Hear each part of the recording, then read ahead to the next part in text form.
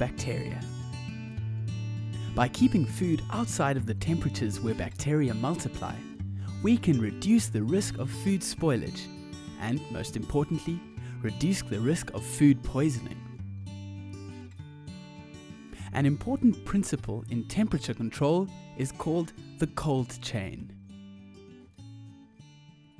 Throughout the entire supply process, the cold chain refers to the fact that food must be maintained at below 5 degrees Celsius, whether it is transported, stored, or handled.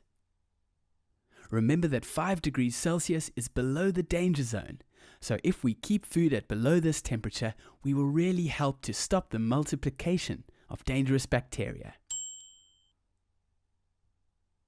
When the temperature of the ingredient or the food goes above 5 degrees in the storage, transporting, or handling, we refer to this as breaking the cold chain.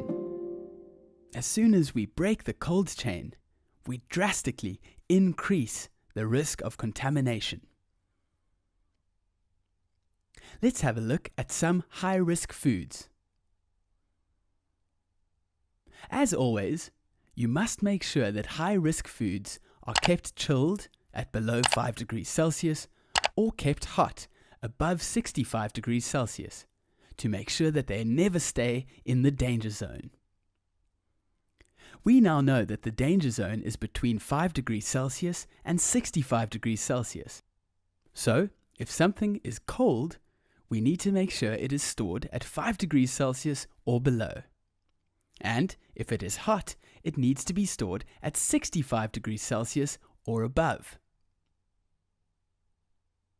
It is, however, safe for food to be kept between 5 degrees Celsius and 65 degrees Celsius for a very short period of time. It would be in this danger zone only when we are preparing food or when cooling it down. There are some exceptions to keeping food below 5 degrees Celsius and above 65 degrees Celsius. Food that is on display may be displayed for up to 4 hours, but this 4-hour period includes the time it takes to prepare and pack away the food. Another exception is food that requires ripening or maturing, such as cheese. However, once the process has been completed, these ingredients should be refrigerated. Only bring food out of storage right before you are going to use it, and do not leave it lying around at room temperature for long periods of time, as this will break the cold chain.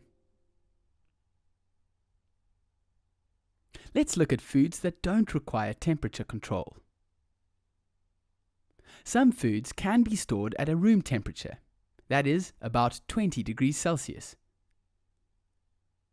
These are low-risk foods, such as raw, whole fruit and vegetables. However, these foods are stored in chilled conditions to minimize spoilage and prolonging the whole fruit or vegetable's shelf life and quality. Now let's look at frozen foods. Frozen food should be kept at minus 18 degrees Celsius.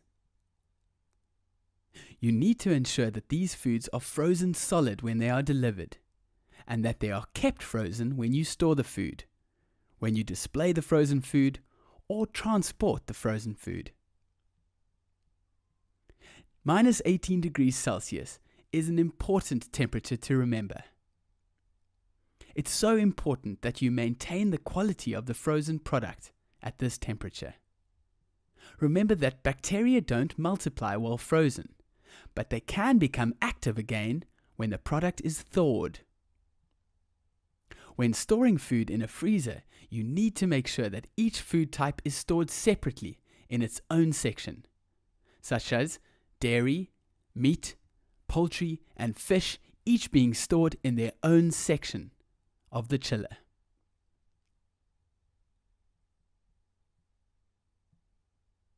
Let's look at measuring the temperature of food. When measuring the temperature of food, you need to take the core measurement, that is, the temperature in the middle of the food.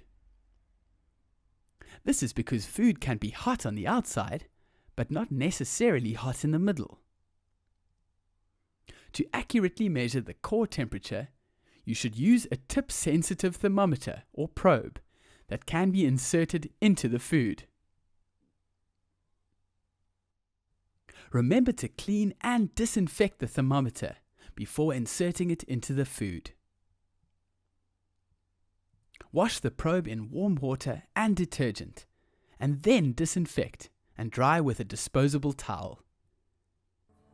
It would be really careless to insert a dirty, bacteria-ridden thermometer into a lovely piece of meat that you are cooking. So make sure it is perfectly disinfected